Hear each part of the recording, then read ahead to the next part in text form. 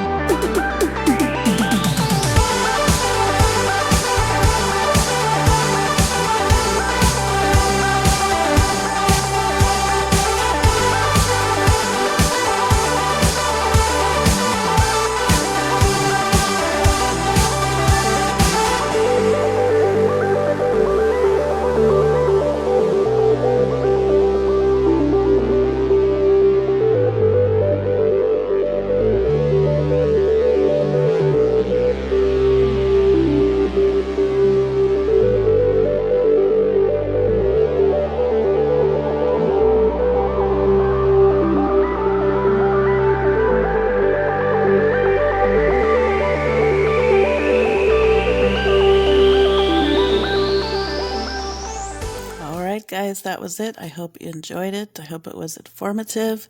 Put this on your to-do list. Once again, this is the Kalapana Cultural Tours. They're located east coast, of course, and this is south of Hilo, so, more on the volcanic side of the island. So go check it out. Thanks for dropping by. Please check out my other videos. Give me a big thumbs up.